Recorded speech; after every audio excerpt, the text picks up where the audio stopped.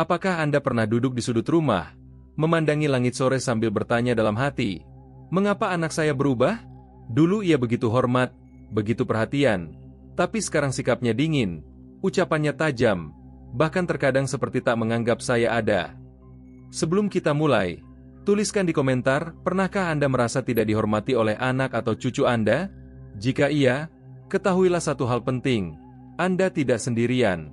Banyak orang tua, khususnya yang telah memasuki usia lanjut, mengalami hal serupa. Anak-anak yang dulu kecil, yang dulu bersandar pada pelukan hangat kita, kini tumbuh menjadi pribadi yang sibuk, keras, dan kadang terasa jauh. Seringkali bukan hanya fisik mereka yang menjauh, tetapi juga hatinya. Mereka jarang menelepon, jarang pulang, bahkan ketika bertemu, nada bicara mereka terdengar seolah penuh kejengkelan. Di saat-saat seperti itu, mudah bagi hati orang tua untuk terluka, dan sangat wajar jika muncul amarah, kecewa, atau rasa tidak dihargai. Tapi di titik inilah kita perlu berhenti sejenak dan menarik napas panjang. Bukan untuk menahan air mata, tapi untuk membuka pintu kebijaksanaan. Sebab memarahi anak yang tidak menghormati kita tidak selalu membuat mereka berubah. Yang sering terjadi justru sebaliknya, hubungan menjadi makin renggang dan jurang antara hati makin dalam. Lantas, apa yang bisa dilakukan? Apakah kita harus diam saja saat diperlakukan tidak hormat? Tentu tidak. Tapi kita juga tidak harus membalas dengan kemarahan. Karena ada cara yang jauh lebih kuat, lebih mulia, dan lebih berdampak, yakni menghadapi dengan kebijaksanaan dan kasih sayang. Dalam video ini, kami akan mengajak Anda menyelami 6 langkah bijak yang bisa dilakukan ketika anak tidak lagi menghormati Anda. Langkah-langkah ini bukan hanya untuk memperbaiki hubungan, tapi juga untuk menjaga kesehatan jiwa dan hati Anda sebagai orang tua. Bayangkan jika Anda bisa tetap tenang, tetap anggun, tetap penuh kasih, bahkan saat anak bersikap kasar. Bayangkan jika Anda bisa menjadi pribadi yang tetap dihormati, bukan karena menuntut, tapi karena layak dihormati. Itu semua bukan hal mustahil, karena usia yang bertambah bukan tanda untuk menyerah, tapi justru peluang untuk menunjukkan kebijaksanaan sejati. Banyak orang tua merasa kehilangan arah saat kehormatan pun tidak lagi mereka dapatkan. Tapi sesungguhnya, kehormatan bukan datang dari bagaimana anak bersikap, melainkan dari bagaimana kita merespons. Dan itulah yang akan kita pelajari bersama di sini. Mari kita mulai perjalanan ini dengan hati yang lapang, tanpa kemarahan, tanpa dendam. Hanya dengan satu harapan, agar hubungan dengan anak kembali hangat dan hati Anda sebagai orang tua tetap damai. Berikut adalah 6 cara mengejutkan agar anak kembali menghormati lansia. 1. Tenangkan diri dan jangan langsung bereaksi. Saat anak bersikap tidak hormat, menyela pembicaraan, membentak, atau bahkan mengabaikan keberadaan Anda, hati siapa yang tidak terguncang? Rasanya seperti ditampar tanpa tangan. Luka itu tidak tampak di permukaan, tapi terasa dalam sekali di dalam dada. Sangat manusiawi jika sebagai orang tua, Anda ingin langsung merespons marah, membalas dengan kata-kata, atau setidaknya menunjukkan bahwa Anda tersinggung. Tapi disinilah letak tantangannya, jangan langsung bereaksi. Mengapa? Karena reaksi spontan yang lahir dari amarah seringkali tidak membawa penyelesaian, bahkan bisa memperburuk keadaan. Anak yang awalnya hanya bersikap kasar karena lelah atau emosi sesaat bisa berubah menjadi anak yang makin menjauh karena merasa disalahkan. Dan Anda sebagai orang tua justru akan merasa semakin tidak dihargai. Tenang bukan berarti lemah. Tenang justru menunjukkan kedewasaan.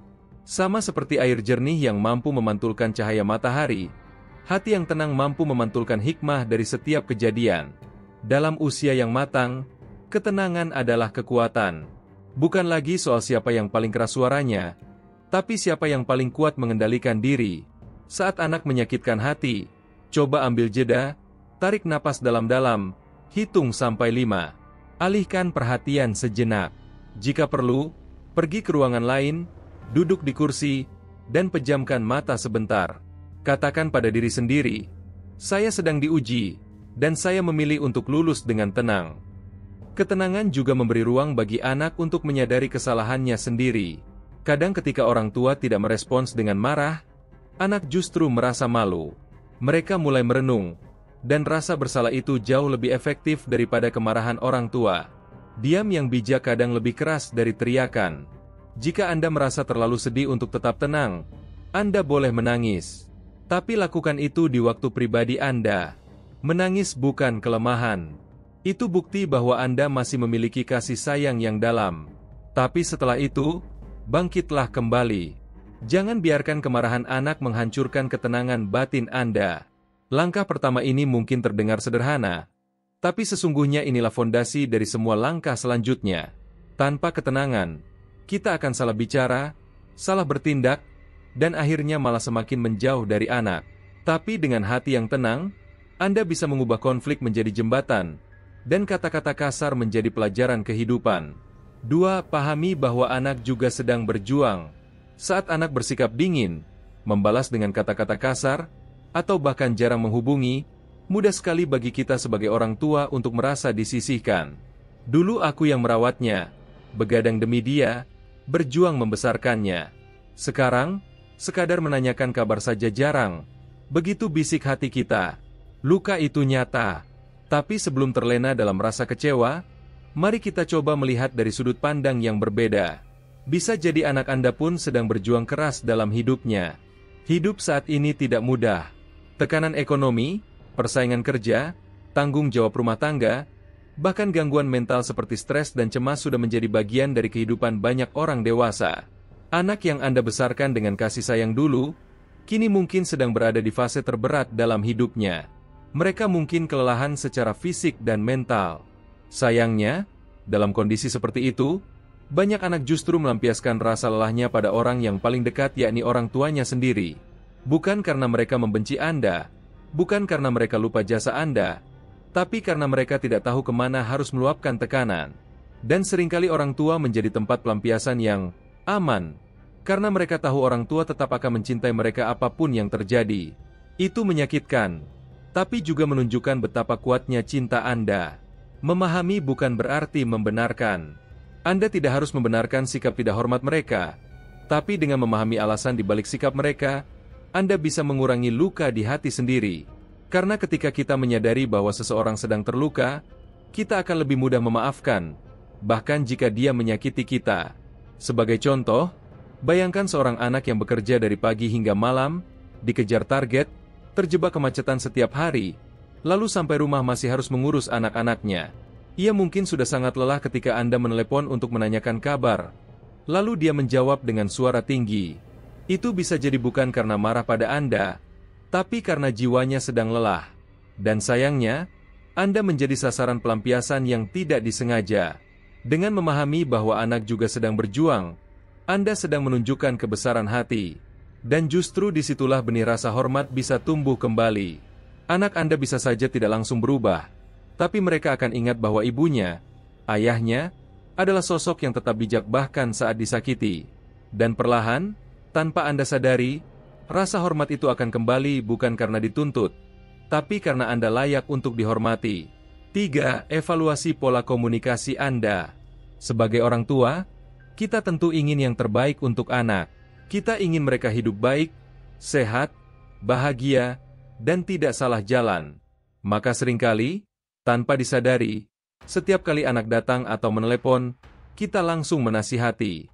Kita memberikan arahan, mengingatkan ini itu, bahkan kadang mencampuri urusan rumah tangga atau pekerjaan mereka. Niatnya baik, tapi sayangnya cara menyampaikannya seringkali menjadi sumber kesalahpahaman. Di usia dewasa, anak-anak kita ingin merasa dihargai sebagai pribadi yang mandiri. Mereka ingin merasa dipercaya. Saat mereka merasa diperlakukan seperti anak kecil terus-menerus, mereka bisa merasa tersinggung, lalu bersikap defensif, seolah menolak nasihat. Padahal sebenarnya menolak caranya disampaikan. Inilah saatnya kita mengevaluasi. Apakah cara kita berbicara selama ini sudah menciptakan rasa nyaman? Atau justru membuat anak merasa tertekan? Apakah kita lebih banyak mendengar? Atau justru lebih banyak bicara? Apakah kita membuka percakapan dengan sapaan hangat? Atau langsung dengan kritik dan perintah?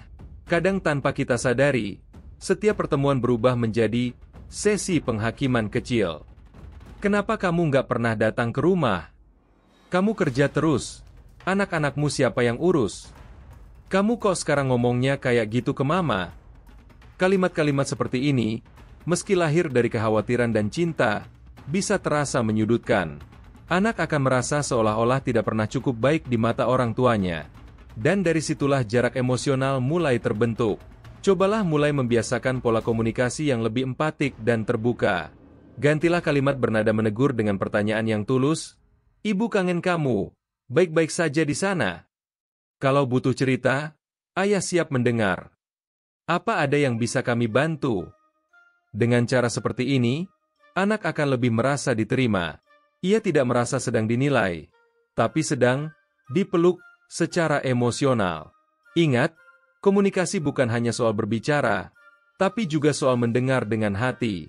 Dengarkan cerita anak tanpa buru-buru menyela, tanpa langsung memberi solusi. Kadang mereka tidak butuh jawaban. Mereka hanya ingin didengar, dimengerti, dan tidak dihakimi. Jika selama ini ada salah paham yang belum diselesaikan, Anda bisa mulai membuka pintu dengan cara baru. Tidak harus langsung meminta maaf jika merasa tidak salah, tapi cukup dengan sikap rendah hati. Kalau selama ini cara mama bicara bikin kamu nggak nyaman, mama minta maaf ya. Mama sayang kamu, cuma kadang caranya mungkin salah. Kalimat seperti itu bisa membuka banyak hati yang tertutup. Evaluasi komunikasi bukan soal menyalahkan diri sendiri, tapi soal memperbaiki cara agar cinta kita sampai ke hati mereka. Karena cinta yang tidak disampaikan dengan cara yang tepat seringkali tidak sampai. 4. Tunjukkan kasih sayang tanpa syarat. Cinta orang tua itu luar biasa. Ia dimulai sejak anak masih dalam kandungan, tumbuh saat tangan kecil itu menggenggam jari Anda, dan tidak pernah pudar meski anak sudah tumbuh dewasa, bahkan beruban. Tapi dalam perjalanan kehidupan, banyak orang tua merasa cinta mereka tidak lagi dihargai. Anak mulai jarang pulang, sikapnya dingin, ucapannya kering, dan perhatian yang dulu hangat kini hanya sisa-sisa. Mungkin Anda pernah berpikir, kalau anakku tidak peduli lagi padaku, buat apa aku peduli pada mereka? Pikiran itu wajar, apalagi jika hati sudah terlalu sering terluka. Tapi izinkan kami mengingatkan Anda, kasih sayang orang tua yang tulus adalah kekuatan yang tidak bisa dipatahkan oleh perlakuan anak. Justru dalam momen-momen sulit inilah, kasih sayang tanpa syarat menjadi sangat berarti. Apa artinya kasih sayang tanpa syarat? Artinya Anda mencintai anak bukan karena mereka bersikap baik, bukan karena mereka sering datang atau memberi uang, tapi karena mereka adalah bagian dari jiwa Anda. Anda tetap mendoakan mereka walau mereka menjauh. Anda tetap menyambut mereka pulang walau dulu pernah disakiti. Anda tetap menunjukkan perhatian walau kadang tidak dibalas. Tunjukkan kasih sayang bukan dengan kata-kata besar, tapi dengan gestur kecil yang konsisten. Misalnya, tetap menyapa mereka dengan lembut saat menelepon, meski mereka jarang menelepon lebih dulu. Mengirim pesan pendek berisi doa, "Ibu doakan kamu sehat selalu ya, Nak." Menyambut mereka pulang dengan senyum, tanpa sindiran atau keluhan. Membantu menjaga cucu saat mereka sibuk, tanpa mengungkit-ungkit jasa. Perbuatan kecil seperti itu menyampaikan pesan besar. Aku mencintaimu, apapun yang terjadi. Dan percaya atau tidak, anak-anak yang selama ini bersikap keras, suatu saat akan luluh. Mereka akan ingat bahwa di rumah ada orang tua yang tidak pernah berhenti mencintai, bahkan saat mereka sedang sulit untuk dicintai. Jangan tunggu mereka berubah baru Anda mencintai, tapi cintailah mereka terlebih dahulu, karena cinta itulah yang bisa menjadi kunci perubahan. Jika Anda ingin dihormati kembali, mulailah dengan tetap mencintai mereka. Cinta yang tulus tidak membuat Anda rendah. Justru itulah yang membuat Anda tinggi di hadapan anak, di hadapan masyarakat, dan di hadapan Tuhan. Satu hal yang paling penting, jangan biarkan luka mengubah hati Anda menjadi keras. Tetaplah menjadi orang tua yang hangat, karena itulah yang akan dikenang anak-anak Anda seumur hidup. Bukan omelan, bukan keluhan, tapi kasih tanpa syarat yang tetap hadir walau mereka menjauh. Kasih sayang Anda adalah cahaya yang bisa menuntun mereka kembali. Tetap nyalakan cahaya itu. 5. Bangun kembali rasa hormat lewat keteladanan. Rasa hormat itu tidak bisa diminta, apalagi dipaksa. Rasa hormat harus dibangun dan ditumbuhkan, bukan dengan suara keras, tapi dengan keteladanan yang lembut namun kuat. Banyak orang tua yang merasa kehilangan wibawa di hadapan anak-anaknya.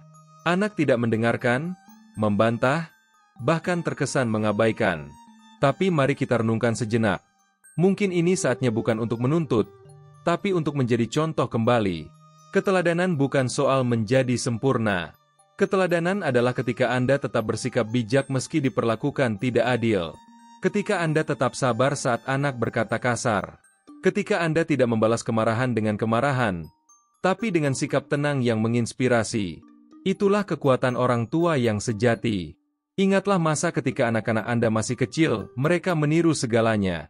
Cara Anda berbicara, berjalan, bahkan tertawa. Kini, meskipun mereka sudah dewasa, sebenarnya mereka tetap belajar dari Anda. Bukan dari ucapan, tapi dari sikap. Ketika Anda menunjukkan keteguhan hati, kelembutan, dan kedewasaan dalam menghadapi konflik, mereka akan menyadari bahwa Anda tetap menjadi sosok panutan yang tak tergantikan. Contohnya begini, jika anak Anda membentak karena emosi, lalu Anda membalas dengan bentakan yang lebih keras, maka apa yang terjadi? Yang muncul adalah pertengkaran, bukan rasa hormat. Tapi jika Anda tetap tenang, menjawab dengan suara lembut tapi tegas, lalu mengakhiri percakapan tanpa menyulut api, mereka akan terkejut. Dalam hati mereka akan merenung, kenapa ibu tetap tenang padahal aku tadi kasar? Dan disitulah rasa hormat mulai tumbuh kembali, diam-diam tapi nyata. Keteladanan juga berarti Anda mampu memaafkan tanpa harus mengungkit. Mampu bersikap dewasa tanpa mempermalukan anak.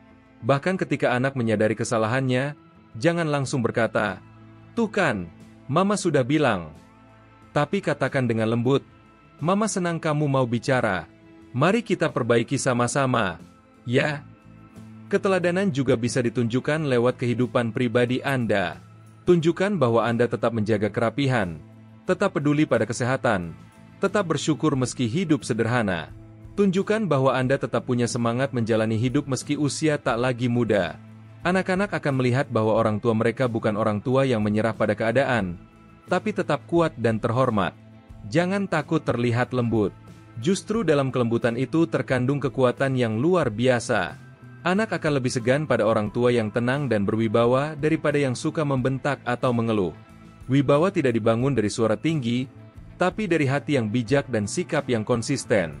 Jika Anda merasa hubungan dengan anak sedang renggang, jangan fokus pada menyalahkan siapa. Fokuslah pada bagaimana Anda bisa menjadi pribadi yang layak dihormati. Bukan karena jabatan, bukan karena umur, tapi karena sikap. Karena anak-anak akan lebih menghormati orang tua yang mereka kagumi daripada yang hanya mereka takuti. Perlu diingat, rasa hormat yang sejati tidak datang seketika. Itu tumbuh perlahan. Tapi jika ditanam dengan keteladanan yang konsisten, hasilnya akan indah. Anak-anak mungkin tidak langsung berubah, tapi percayalah, mereka memperhatikan. Mereka mencatat dalam hati mereka. Dan suatu hari nanti, mereka akan mengingat Anda sebagai sosok luar biasa yang tidak pernah menyerah untuk tetap menjadi orang tua yang bijak dan berwibawa. 6. Jaga kebahagiaan diri dan bangun dukungan sosial. Satu hal yang sering terlupakan dalam upaya memperbaiki hubungan dengan anak adalah pentingnya menjaga kebahagiaan diri sendiri. Ketika anak tidak menunjukkan rasa hormat, seringkali orang tua menjadi murung, menarik diri, atau bahkan mengabaikan kesehatan dan kebahagiaan pribadi. Ini bukan pendekatan yang sehat. Anda perlu ingat bahwa nilai diri Anda tidak hanya ditentukan oleh bagaimana anak memperlakukan Anda. Anda tetap berharga, tetap penting, dan tetap layak bahagia terlepas dari apakah anak menghormati Anda atau tidak. Mulailah dengan menjaga kesehatan fisik, makan dengan teratur, tidur yang cukup, dan berolahraga ringan sesuai kemampuan. Tubuh yang sehat membuat jiwa lebih kuat menghadapi tantangan emosional. Ketika Anda merasa sehat secara fisik, Anda juga akan lebih tenang dalam menghadapi situasi yang menekan. Perhatikan juga kesehatan mental dan spiritual Anda. Luangkan waktu untuk aktivitas yang membuat Anda bahagia, membaca buku, berkebun, memasak, atau sekadar duduk menikmati secangkir teh hangat di sore hari. Tetap aktif dalam kegiatan spiritual yang menenangkan jiwa, entah itu beribadah, berdoa, atau bermeditasi. Spiritualitas yang kuat bisa menjadi sumber kekuatan saat menghadapi luka hati. Yang tidak kalah penting, bangunlah dukungan sosial di luar anak. Jangan biarkan seluruh kebahagiaan Anda bergantung pada anak semata. Pelihara hubungan baik dengan teman sebaya, saudara, tetangga, atau komunitas. Bergabunglah dengan kelompok lansia di lingkungan Anda, ikuti kegiatan sosial, atau bahkan jadilah relawan di acara amal. Interaksi dengan banyak orang akan memberi Anda perspektif baru dan dukungan emosional yang mungkin tidak Anda dapatkan dari anak. Berbagi cerita dengan orang yang dapat dipercaya bisa sangat melegakan. Kadang kita perlu mengeluarkan isi hati, dan tidak selalu harus pada anak. Temukan teman sebaya yang bisa mengerti tanpa menghakimi, yang bisa memberi nasihat bijak dari pengalaman serupa. Anda akan terkejut betapa banyak orang tua lain yang juga mengalami tantangan dalam hubungan dengan anak. Dengan menjaga kebahagiaan diri dan membangun dukungan sosial, Anda tidak hanya membantu diri sendiri tetapi juga secara tidak langsung memperbaiki hubungan dengan anak. Mengapa? Karena saat Anda bahagia dan tidak terlalu bergantung secara emosional pada anak, mereka justru akan lebih rileks. Mereka tidak lagi merasa terbebani oleh tanggung jawab untuk membuat Anda bahagia. Pada gilirannya, ini menciptakan ruang yang lebih sehat untuk hubungan yang lebih hormat dan tulus. Ketika anak melihat bahwa Anda tetap bisa bahagia dan bermakna tanpa harus mengontrol hidup mereka, rasa hormat alamiah akan tumbuh. Mereka akan mengagumi kemandirian dan kekuatan Anda. Dan ini jauh lebih berkesan daripada tuntutan atau keluhan. Ingat, tujuan akhirnya bukan hanya membuat anak menghormati Anda, tapi juga memastikan Anda menjalani usia senja dengan ketenangan dan kebahagiaan. Anda berhak bahagia, dengan atau tanpa pengakuan dari anak. Dan saat Anda benar-benar memahami dan menerapkan ini, hubungan dengan anak pun akan ikut membaik dengan sendirinya. Sampai di sini, mari kita tarik napas panjang bersama. Anda telah menyimak 6 langkah bijak untuk menghadapi situasi yang paling menguras hati seorang tua, ketika anak tidak lagi menghormati Anda. Ini bukan hal yang mudah. Bahkan bisa jadi ini adalah salah satu ujian terberat dalam hidup. Tapi yang luar biasa adalah, Anda masih bertahan. Anda masih mencari cara. Anda masih ingin memperbaiki, bukan menghancurkan. Itu tanda bahwa hati Anda luar biasa kuat. Mari kita ulang kembali 6 langkah yang tadi telah kita bahas. Tenangkan diri dan jangan langsung bereaksi, karena ketenangan adalah awal dari kebijaksanaan. Pahami bahwa anak juga sedang berjuang. Kadang sikap mereka bukan karena benci, tapi karena beban hidup yang berat. Evaluasi pola komunikasi Anda agar pesan cinta bisa sampai tanpa disalahpahami. Tunjukkan kasih sayang tanpa syarat, karena cinta sejati tidak menunggu balasan. Bangun kembali rasa hormat lewat keteladanan, karena anak belajar bukan dari kata-kata, tapi dari sikap Anda. Jaga kebahagiaan diri dan bangun dukungan sosial, karena hidup Anda tetap berharga dengan atau tanpa perhatian anak. 6 langkah ini mungkin tidak langsung mengubah keadaan, tapi percayalah, setiap langkah yang Anda ambil adalah benih yang Anda tanam. Dan benih yang ditanam dengan kesabaran, cinta, dan doa, pada akhirnya akan tumbuh dan berbuah. Bahkan jika hasilnya tidak langsung Anda lihat hari ini, bisa jadi suatu saat nanti anak Anda akan datang dan berkata, "Terima kasih karena tetap menjadi orang tua terbaik, meskipun aku belum bisa menjadi anak yang terbaik." Yang terpenting adalah, jangan pernah meragukan nilai diri Anda sebagai orang tua. Tidak peduli seberapa jauh anak menjauh. Tidak peduli seberapa menyakitkan sikap mereka. Anda tetaplah ibu yang penuh cinta. Anda tetaplah ayah yang penuh keteguhan. Usia Anda boleh bertambah, tetapi kebesaran hati Anda justru makin menguat. Dan ingat, Anda tidak sendiri. Banyak orang tua di luar sana yang mengalami hal serupa. Maka jika Anda merasa sedih, berbicaralah. Temui teman, tetangga, atau komunitas yang mendukung. Jangan memendam semuanya sendiri. Hati yang berbagi akan lebih ringan. Terakhir, jagalah diri Anda dengan baik. Jaga kesehatan fisik dan jiwa.